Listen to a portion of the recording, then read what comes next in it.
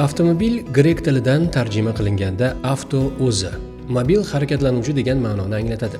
Inson yoki jonivor mushaklari mehnatidan foydalanmay, sof texnik asosga ega ulovni yaratishga bo'lgan harakatlar 18-asrga borib taqaladi. O'yinchoq bug'mobil. Inson mehnatisiz harakatlanuvchi avtomobilning ilk prototipi 1672-yilda katolik jamiyati a'zosi Ferdinand Verbist tomonidan yaratildi.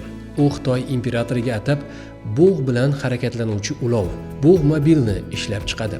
Bir marta ko'mir yoqilganda taxminan 1 soatgacha harakatlansa-da, bu ulov ko'proq o'yinchoq ko'rgazmaga o'xshardi. Undan yuk yoki yo'lovchi tashish uchun foydalanib bo'lmasdi.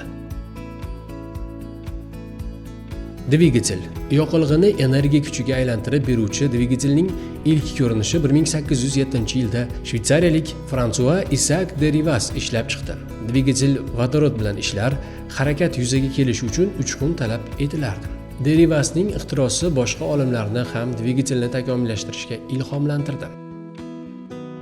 Ommaviy ravishda sotilgan avtomobillar endi paydo bo'la boshlagan paytda AQShda iqtisodiy farovonlik hukm surayotgan bo'lib, bu odamlarga qulaylik izlash, shuningdek avtomobil xaridiga ham imkon berardi. Lekin bu paytda avtomobillar qo'lda yig'ilar, jarayon uzoq va mashaqqatli edi. Har gal yangi avtomobil yig'ilayotganda uning biron detaliga o'zgartirish kiritilgani uchun yagona standart ham yo'q edi. Harakatlanishning bu qulay turiga bo'lgan talab qondirilmasdi. Natijada avtomobilni tez va sifatli tarzda yig'ish yo'llari izlana boshlandi. Bunga yechimni 1901-yilda Oldsmobile kompaniyasi topdi.